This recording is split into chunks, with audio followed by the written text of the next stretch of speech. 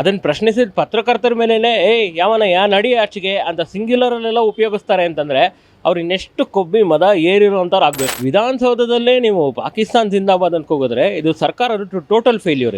ಇದು Congress Nasir Hussain ಗೆದ್ದಿರೋದು. T V ಚಾನಲ್ಗಳ ಸ್ವಾಮಿ ನಿನ್ನೆಯಿಂದ ಅಷ್ಟೊಂದು ಬಡ್ಕೊಂಡು ತೋರಿಸ್ತಾ ಇದ್ದಾರೆ. ಆದ್ರೂ ನೀವು ಯಾರು ಕೂಗಿದ್ದು ಅಂತ ಕೇಳ್ತೀರಾ. ಇವತ್ತು ವಿಧಾನಸೌಧದಲ್ಲಿ ಶುರು ಮಾಡಿದ್ರು, ನಾಳೆ ಬೀದಿನಲ್ಲಿ ಶುರು ಮಾಡ್ತಾರೆ, ಮನೆಗಳಿಗೆ ಬಂದು ಪಾಕಿಸ್ತಾನ ಜೆಂಡಾ ಕಟ್ತಾರೆ.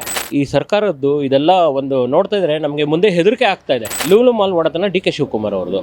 ಅಲ್ಲಿ ಭಾರತದ ಒಂದು ಫ್ಲ್ಯಾಗ್ಗಿನ್ನ ಎತ್ತರದಲ್ಲಿ ಪಾಕಿಸ್ತಾನ ಫ್ಲ್ಯಾಗ್ ಇದೆ. ನಮ್ಮ ದೇಶನ ಪಾಕಿಸ್ತಾನ ಜೊತೆ ನನ್ನ ಬ್ರದರ್ಸ್ ಇವರು ಸಪೋರ್ಟ್ ಮಾಡಿ ಇದನ್ನು ತುಷ್ಟೀಕರಣ ನಿಲ್ಲಿಸದೇ ಇದ್ರೆ ನಾಳೆ ಇವ್ರು ಏನು ಬ್ರದರ್ಸ್ ಅಂತ ಹೇಳ್ಕೊಳ್ತಾರೆ, ಒಂದಿನ ಇವರನ್ನೇ ಅವ್ರು ತಿಂತಾರೆ. ಮುಸ್ಲಿಮ್ಸು ಇದೇ ತಟ್ಕೊಂಡು ಹೇಳ್ತಾರೆ ನಮ್ಮ ಸರ್ಕಾರ ಇದೆ, ಮಧ್ಯ ರೋಡಲ್ಲಿ ಪಾಕಿಸ್ತಾನ ಬಾವುಟ ಹಾಕೋದು ನಡೆಯುತ್ತೆ, ಯಾಕೆ ಭಟ್ಕಳದಲ್ಲಿ ಹಾಕ್ಲಿಲ್ವಾ? ಇದನ್ನೆಲ್ಲ ನಾನು ಹೇಳಿ ನನ್ನ ಮೇಲೆ ಕೇಸ್ ಹಾಕೋದು ನನಗೇನು ತೊಂದರೆ ಇಲ್ಲ. ಇವ್ರು ಅಂಥವ್ರನ್ನ ಸಪೋರ್ಟ್ ಮಾಡಿದ್ರೆ ಇವ್ರಿಗಿನ ನೀಚರು ಇನ್ನೊಬ್ರು ಇಲ್ಲ. ನಿನ್ನೆ ರಾಜ್ಯಸಭೆ ಚುನಾವಣೆ ಮುಗಿಯಿತು. ಹೌದು. ಕೈ ಅಭ್ಯರ್ಥಿ ನಾಸಿರ್ ಹುಸೇನ್ ಬೆಂಬಲಿಗರು ಘೋಷಣೆ ಕೊಟ್ಟಿದ್ದಾರೆ. ಅದು ಶಕ್ತಿ ಸೌಧದಲ್ಲಿ ಏನು ಫಸ್ಟು ಆ ಶಕ್ತಿ ಸೌಧದಲ್ಲಿ ಅವ್ರ ಬೆಂಬಲಿಗರನ್ನ ಬಿಟ್ಟಿದ್ದೇ ದೊಡ್ಡ ತಪ್ಪು. ಬಿಟ್ಟರು ಈ ಒಬ್ಬ ಅಭ್ಯರ್ಥಿ ಗೆದ್ದಿರೋ ಅಂಥವರು ಕೂಡ ಪಾಕಿಸ್ತಾನ್ ಜಿಂದಾಬಾದ್ ಅಂತ ಹೇಳಿದ ತಕ್ಷಣ ಅವ್ರನ್ನ ಸುಮ್ಮನಾಗಿಸ್ಬೇಕಿತ್ತು. ಅದನ್ನು ಪ್ರಶ್ನಿಸಿದ ಪತ್ರಕರ್ತರ ಮೇಲೇ ಯಾವನ ನಡಿ ಆಚೆಗೆ ಅಂತ ಸಿಂಗ್ಯುಲರಲ್ಲೆಲ್ಲ ಉಪಯೋಗಿಸ್ತಾರೆ ಅಂತಂದರೆ ಅವ್ರು ಇನ್ನೆಷ್ಟು ಕೊಬ್ಬಿ ಮದ ಏರಿರುವಂಥವ್ರು ಆಗಬೇಕು. ಒಂದು. ಎರಡನೇದು, ವಿಧಾನಸೌಧದಲ್ಲೇ ನೀವು ಪಾಕಿಸ್ತಾನ್ ಜಿಂದಾಬಾದ್ ಅಂತ ಹೋಗಿದ್ರೆ ಇದು ಸರ್ಕಾರದ ಟೋಟಲ್ ಫೇಲ್ಯೂರ್. ಅದನ್ನು ಕೇಳಿದ್ದಕ್ಕೆ ಸಿದ್ದರಾಮಯ್ಯನವರಾಗಲಿ ಡಿ ಕೆ ಶಿವಕುಮಾರ್ ಅವರಾಗಲಿ ಏನು ಹೇಳ್ತಾರೆ, ನಮಗೆ ಗೊತ್ತಿಲ್ಲ, ನಾವು FSL ಕಳಿಸಿದ್ದೀವಿ, ಇನ್ನೂ ಅದು ಬರಲಿ ರಿಪೋರ್ಟು, ನಾವು ನೋಡ್ತೀವಿ, ಇದ್ರೆ ತೊಗೊಳ್ತೀವಿ ಅಂತ. ಯಾಕೆ ನೆನ್ನೆ ಟಿ ವಿನಲ್ಲೆಲ್ಲ ಬಂತಲ್ಲ, ಅದನ್ನೆಲ್ಲ ಸಿದ್ದರಾಮಯ್ಯನವ್ರು ನೋಡಲಿಲ್ವಾ? ಡಿ ಕೆ ಶಿವಕುಮಾರ್ ನೋಡಲಿಲ್ವಾ? ಗೃಹ ಮಂತ್ರಿ ಪರಮೇಶ್ವರ್ ಅವ್ರು ನೋಡಲಿಲ್ವಾ? ಇವರೆಲ್ಲ ನೋಡಿದ್ದಿದ್ರು ಏನಂತಂದರೆ ಇದೆಲ್ಲ ಸುಮ್ಮನೆ ಜಾಣ್ಮೆ. ಯಾಕೆ ಹೇಳಿ? ಇದು ಕಾಂಗ್ರೆಸ್ ನಾಸಿರ್ ಹುಸೇನ್ ಗೆದ್ದಿರೋದು. ಇದೇ ಬೇರೆಯವ್ರ ಗೆದ್ದು ಏನಾರೋ ಇದ್ದಿದ್ದರೆ ಇಷ್ಟೊತ್ತಿಗೆ ಎಷ್ಟು ಬೊಬ್ಬೆ ಹೊಡ್ಕೊಂಡಿರೋರು. ಇವತ್ತು ವಿಧಾನಸಭಾ ಇದ್ರದ್ದು ಅಸೆಂಬ್ಲಿದು ಸೆಷನ್ ನೋಡ್ತಿದ್ದೆ ನಾನು. ಅದರಲ್ಲಿ UT ಖಾದರ್ ಅವ್ರು ಏನು ಹೇಳ್ತಾರೆ, ಅದನ್ನು ಈಚೆ ಆಗಿರೋದನ್ನ ಇಲ್ಲಿ ಯಾಕೆ ಚರ್ಚೆ ಮಾಡ್ತೀರಾ? ಮಾಡಿ ನಿಧಾನಕ್ಕೆ ಚರ್ಚೆ ಮಾಡಿ, ಅವರು ಉತ್ತರ ಕೊಡ್ತಾರೆ ಅಂತಾರೆ. ಅದಕ್ಕೆ ಎದ್ದು ನಿಂತು ಇದೇ ಜಮೀರ್ ಅಹ್ಮದ್ ಏನು ಹೇಳ್ತಾರೆ, ಯಾವನ್ರಿ ಕೂಗಿಲ್ಲ, ನೀವೆಲ್ಲ ಸುಳ್ಳು ಹೇಳ್ತೀರಾ, ನಿಮಗೆ BJP ಅವರು ಕರಗತಾಗಿ ಬಂದಿರೋದು ಅಂತ ಹೇಳ್ತಾರೆ. ಟಿ ವಿ ಚಾನಲ್ಗಳ ಸ್ವಾಮಿ ನಿನ್ನೆಯಿಂದ ಅಷ್ಟೊಂದು ಬಡ್ಕೊಂಡು ತೋರಿಸ್ತಾ ಇದ್ದಾರೆ. ಆದ್ರೂ ನೀವು ಯಾರು ಕೂಗಿದ್ದು ಅಂತ ಕೇಳ್ತೀರಾ. ಇವಾಗ ಶಕ್ತಿ ಸೌಧದಲ್ಲೇ ಹೀಗಾದರೆ ಇನ್ನಾಳೆ ಬೀದಿನಲ್ಲೂ ಅವ್ರು ಕೂಗಲ್ಲ ಅಂತೇನು ಗ್ಯಾರಂಟಿ? ಆಮೇಲೆ ಇವರು ಒಬ್ಬರು ಹೆಚ್ಕೊಂಡ್ರೆ ಅವ್ರ ಹಿಂದೆ ಒಂದು 20 ಜನ ಬರ್ತಾರೆ. ಇದಕ್ಕೊಂದು ಎಕ್ಸಾಂಪಲ್ ಹೇಳ್ತೀನಿ. ಮೊನ್ನೆ ತಾನೇ ಒಬ್ಬರು ಲೇಖಕಿನ ಇಲ್ಲಿ ಸಂವಿಧಾನದ ಬಗ್ಗೆ ಪಾಠ ಮಾಡೋಕ್ಕೆ ಕಾಂಗ್ರೆಸ್ ಅವ್ರು ಕರೆದ್ರು. ಆ ಲೇಖಕಿ ಯಾರು? ಇದೇ ಪಾಕ್ ಪರ ಇದ್ದವಳು ಒಂದು. ಎರಡನೇದು, ಇದನ್ನೇ ನಮ್ಮ ಇವರು ಯಾರು ಆರ್ಮಿಯವ್ರನ್ನೆಲ್ಲ ರೇಪಿಸ್ಟ್ಗಳು ಅಂತ ಕರೆದವಳು ಅವಳು. ಅವಳನ್ನ ಕರೆಸಿ ಇಲ್ಲಿ ಇದು ಮಾಡ್ತಾರೆ ಅಂತಂದರೆ ಇವತ್ತಿಗೆ ಈ ಸರ್ಕಾರದ್ದು ಇದೆಲ್ಲ ಒಂದು ನೋಡ್ತಾ ಇದ್ರೆ ನಮಗೆ ಮುಂದೆ ಹೆದರಿಕೆ ಆಗ್ತಾ ಇದೆ. ಇನ್ನು ಕರ್ನಾಟಕದಲ್ಲಿ ಏನೇನಾಗುತ್ತಂತ. ಇವತ್ತು ವಿಧಾನಸೌಧದಲ್ಲಿ ಶುರು ಮಾಡಿದ್ರು, ನಾಳೆ ಬೀದಿನಲ್ಲಿ ಶುರು ಮಾಡ್ತಾರೆ, ಮನೆಗಳಿಗೆ ಬಂದು ಪಾಕಿಸ್ತಾನ ಜೆಂಡಾ ಕಟ್ತಾರೆ. ಇನ್ನೊಂದು. ಎರಡನೇದು, ನಮ್ಮ ಲೂಲು ಮಾಲ್ ಒಡೆತನ ಡಿ ಕೆ ಶಿವಕುಮಾರ್ ಅವ್ರದ್ದು. ಅಲ್ಲಿ ಭಾರತದ ಒಂದು ಫ್ಲ್ಯಾಗ್ಗಿನ್ನ ಎತ್ತರದಲ್ಲಿ ಪಾಕಿಸ್ತಾನ ಫ್ಲ್ಯಾಗ್ ಇದೆ. ಯಾರಾದರೂ ಟಿ ವಿನವ್ರು ಗಮನಿಸಿದ್ದೀರಾ ಅದನ್ನು? ಈ ಸೋಷಿಯಲ್ ಮೀಡಿಯಾಲೆಲ್ಲ ಹರಿದಾಡ್ತಾ ಇದೆ.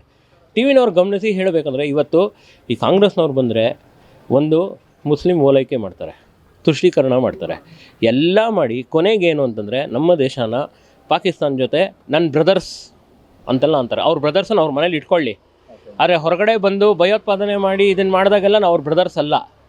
ಅವಾಗ ನಾವು ಇದ್ದೀವಿ ಸ್ವಾಮಿ, ಕರ್ನಾಟಕದಲ್ಲಿ ನಾವು ಭಾರತದಲ್ಲಿ ಇದ್ದೀವಿ ಸ್ವಾಮಿ, ನೀವು ನಿಮ್ಮ ಬ್ರದರ್ಸ್ನ ಕಟ್ಕೊಂಡು ನಿಮ್ಮ ಮನೆಯಲ್ಲಿ ಇಟ್ಕೊಳ್ಳಿ ಬೇಕಿದ್ರೆ ಅಂತೆಲ್ಲ.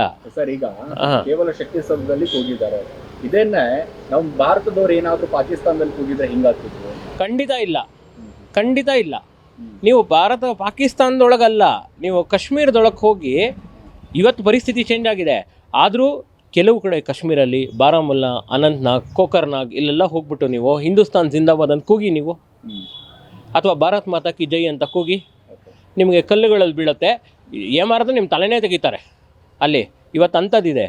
ಅಂಥ ಪಾಕಿಸ್ತಾನ ಜಿಂದಾಬಾದ್ ಅಂತ ಹೇಳೋರನ್ನ ಇವ್ರು ಸಪೋರ್ಟ್ ಮಾಡೋ ಅಂಥವ್ರು ಅಲ್ಲೂ ಸಪೋರ್ಟ್ ಮಾಡ್ತಾರೆ, ಇಲ್ಲೂ ಸಪೋರ್ಟ್ ಮಾಡ್ತಾರೆ, ಎಲ್ಲ ಕಡೆನೂ ಮಾಡ್ತಾರೆ ಸಪೋರ್ಟು. ಇವರು ಸಪೋರ್ಟ್ ಮಾಡಿ ಇದನ್ನು ತುಷ್ಟೀಕರಣ ನಿಲ್ಲಿಸದೇ ಇದ್ದರೆ ನಾಳೆ ಇವ್ರು ಏನು ಬ್ರದರ್ಸ್ ಅಂತ ಹೇಳ್ಕೊಳ್ತಾರೆ, ಒಂದಿನ ಇವರನ್ನೇ ಅವ್ರು ತಿಂತಾರೆ.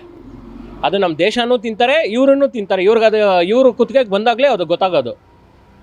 ಇವತ್ತು ಒಬ್ಬ ಮುಸ್ಲಿಮ್ಸು ಇದೇ ತಟ್ಕೊಂಡು ಹೇಳ್ತಾರೆ ನಮ್ಮ ಸರ್ಕಾರ ಇದೆ, ನಾವು ಏನು ಮಾಡಿದ್ರೂ ನಡೆಯುತ್ತೆ, ನಾವು ಪಾಕಿಸ್ತಾನ ಜಿಂದಾಬಾದ್ ಕೂಗಿದ್ರೂ ನಡೆಯುತ್ತೆ, ಮಧ್ಯ ರೋಡಲ್ಲಿ ಪಾಕಿಸ್ತಾನ ಬಾವುಟ ಹಾಕೋದ್ರೂ ನಡೆಯುತ್ತೆ, ಯಾಕೆ ಭಟ್ಕಳದಲ್ಲಿ ಹಾಕಲಿಲ್ವಾ? ಅವ್ರು ಏನು ಹೇಳಿದ್ರು ಕೇಳಿದ್ದಕ್ಕೆ, ನಮ್ಮದೇ ರೀ ಸರ್ಕಾರ, ಯಾವನ್ರಿ ಬರ್ತಾನೆ ನಮ್ಮನ್ನು ಮುಟ್ಟಕ್ಕೆ ಅಂತ ಅಷ್ಟು ಧೈರ್ಯವಾಗಿ ಕಾನ್ಫಿಡೆಂಟಾಗಿ ಅವ್ರು ಹೇಳ್ತಾರೆ ಅಂತಂದರೆ ಇವ್ರುಗಳ ಕುಮ್ಮಕ್ಕಿಲ್ಲದೆ ಅದು ಸಾಧ್ಯನೇ ಇಲ್ಲ. ಅಂದ್ರೆ ಇವ್ರು ಸರ್ಕಾರ ಇದ್ರೆ ಸರ್ಕಾರದ್ದು ಕುಮ್ಮಕ್ಕು ಖಂಡಿತ ಮುಸ್ಲಿಮ್ಸ್ ಅವ್ರಿಗಿದೆ. ಇದು ಇವರು ಮುಸ್ಲಿಂ ಸಂತುಷ್ಟೀಕರಣ ಯಾವತ್ತು ನಿಲ್ಲಿಸ್ತಾರೋ, ಇವ್ರು ನಿಲ್ಲಿಸಲ್ಲ ಬಿಡಿ, ಕಾಂಗ್ರೆಸ್ನವ್ರು ಬಂದರೆ ಖಂಡಿತ ನಿಲ್ಲಿಸಲ್ಲ. ಇವತ್ತು ನೋಡಿ ಆರ್ಟಿಕಲ್ 370 ತೆಗೆದ್ರು, ಆದರೆ ರಾಹುಲ್ ಗಾಂಧಿ ಏನು ಹೇಳ್ತಿದ್ದಾರೆ, ನಮ್ಮ ಸರ್ಕಾರ ಬಂದರೆ ಮತ್ತೆ ಆರ್ಟಿಕಲ್ 370 ಕೊಡ್ತೀವಿ ಅಂತ ಹೇಳ್ತಿದ್ದಾರೆ. ಯಾಕೆ ಬೇಕು ಆರ್ಟಿಕಲ್ 370? ಆರ್ಟಿಕಲ್ 370 ಬಗ್ಗೆ ರಾಹುಲ್ ಗಾಂಧಿಗಾಗಲಿ ಇನ್ನೊಬ್ರಿಗಾಗಲಿ ಗೊತ್ತಾ ಕಾಂಗ್ರೆಸ್ಸಲ್ಲಿ ಏನು ಅಂತ? ಅವ್ರ ಪ್ರಕಾರ ಅದೊಂದು ಲಾ ಅಷ್ಟೇ. ಅದರಿಂದ ಎಷ್ಟು ಜನಕ್ಕೆ ಅನ್ಯಾಯ ಆಯಿತು, ಎಷ್ಟು ಇದಾಯಿತು, ಕಾಶ್ಮೀರಿ ಪಂಡಿತರಿಗೆ ಎಷ್ಟು ಜನಕ್ಕೆ ಅನ್ಯಾಯ ಆಯಿತು ಇವ್ರಿಗೇನಾರು ಗೊತ್ತಾ? ಇವತ್ತು ಏನು ಹೇಳ್ತಿದ್ದಾರೆ, ನಮ್ಮ ಅಖಂಡ ಭಾರತದಲ್ಲಿ POK ನಮಗೆ ಸೇರಬೇಕು ಅಂತ ಹೇಳ್ತಿದ್ದಾರೆ. ಆದರೆ POK ಕೊಟ್ಟಿದ್ಯಾರು ಸ್ವಾಮಿ ಪಾಕಿಸ್ತಾನಕ್ಕೆ? ರಾಜಾ ಹರಿಸಿಂಗ್ ನಮ್ಮಲ್ಲಿ ಸೇರ್ಕೋಬೇಕು ಅಂತ ಹೇಳಿದಾಗ ಯಾರು ಪಾಕಿಸ್ತಾನಕ್ಕೆ ಅದನ್ನು ಕೊಟ್ಟಿದ್ದು? ಇದೇ ನೆಹರು ಅವರು, ರಾಹುಲ್ ಗಾಂಧಿ ಅವರ ಮುತ್ತಾತ ನೆಹರು ಅವರು ಕೊಟ್ಟಿದ್ದು ಅದನ್ನು POKನ. ಯಾರಿಗೆ?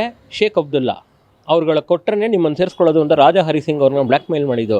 ಇದೆಲ್ಲ ನಾನು ಹೇಳ್ತಾ ಇಲ್ಲ ಸ್ವಾಮಿ, ಇದೆಲ್ಲ ರೆಕಾರ್ಡಲ್ಲಿದೆ, ಪುಸ್ತಕಗಳಲ್ಲಿದೆ. ಯಾರಾದರೂ ನಾನೇನೋ ಪರ್ಸ್ನಲ್ಲಾಗಿ ನಾನು ಬಂದ್ಬಿಟ್ಟು ಯಾರನ್ನೋ ಓದಿ ಯಾರನ್ನೋ ನೋಡಿ ಹೇಳಿಬಿಟ್ಟೆ ಅಂತಂದರೆ ಅದು ನಾವೆಲ್ಲ ಹೇಳ್ತಿರೋದು. ಇದೆಲ್ಲ ಆನ್ ರೆಕಾರ್ಡ್ಸ್ ಇದೆ, ಅವ್ರು ಹೋಗಿ ಚೆಕ್ ಮಾಡ್ಕೋಬೋದು. ಇದನ್ನೆಲ್ಲ ನಾನು ಹೇಳಿ ನನ್ನ ಮೇಲೆ ಕೇಸ್ ಹಾಕಿದ್ರು ನನಗೇನು ತೊಂದರೆ ಇಲ್ಲ. ಯಾಕಂದರೆ ನಾವು ದೇಶದ ಪರ, ನಾವು ಯಾವುದೇ ವ್ಯಕ್ತಿ ಪರ, ಸರ್ಕಾರದ ಪರ ಅಲ್ಲ, ಪಕ್ಷ ಎಲ್ಲ ನಮ್ಗೆ ಆಮೇಲೆ. ಆದರೆ ನಾವು ಮೊದಲು ದೇಶದ ಪರ. ನಮ್ಮ ದೇಶ ತುಂಬ ಇಂಪಾರ್ಟೆಂಟು. ನಮ್ಮ ಹಿಂದೂಸ್ತಾನ ಉಳಿಬೇಕು ಅಂದರೆ ನಾನು ಹೇಳ್ತೀನಿ ರೀ ಓಪನ್ ಆಗಿ, ನಮ್ಮ ಹಿಂದೂ ರಾಷ್ಟ್ರನೇ. ಯಾಕಂದರೆ ಮುಸ್ಲಿಮ್ಸ್ಗೆಲ್ಲ ಅವ್ರವ್ರ ರಾಷ್ಟ್ರಗಳಿದೆ, ನಮಗಿರೋದೇ ಒಂದೇ ಸ್ವಾಮಿ, ನಮ್ಮ ಹಿಂದೂಸ್ತಾನ ಒಂದೇ, ಹಿಂದೂ ನೇಷನ್ನು. ಇದನ್ನು ನಾವು ಹಿಂದೂಸ್ತಾನ ಅಂತ ಕರ್ಕೊಳ್ಳೋದ್ರಲ್ಲಿ ತಪ್ಪೇನಿದೆ? ನಾವು ಖಂಡಿತ ಕರಿತೀವಿ. ನಾವು ಹೇಳೋದೇ ಜೈ ಶ್ರೀರಾಮ್ ಅಂತ, ನಾವು ಹೇಳೋದೇ ಭಾರತ್ ಮಾತಾ ಕಿ ಜೈ ಅಂತ. ಯಾವತ್ತೂ ನಾವು ಪಾಕಿಸ್ತಾನದಿಂದ ಬಂತಂತೆಲ್ಲ ಹೇಳಲ್ಲ. ಅದೆಲ್ಲ ಹೇಳೋರು ದೇಶದ್ರೋಹಿಗಳು. ಇವ್ರು ಅಂಥವ್ರನ್ನ ಸಪೋರ್ಟ್ ಮಾಡಿದ್ರೆ ಇವ್ರಿಗಿನ ನೀಚರು ಇನ್ನೊಬ್ರು ಇಲ್ಲ.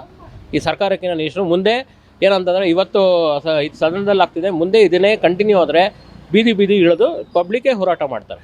ಆ ಥರ ಹೋರಾಟ ಮಾಡಬೇಕಾಗುತ್ತೆ. ಇದು ಒಂದು ಸರ್ಕಾರಕ್ಕೆ ಒಂದು ಎಚ್ಚರಿಕೆಯೂ ಅಷ್ಟೇ. Beat Plus Karnataka.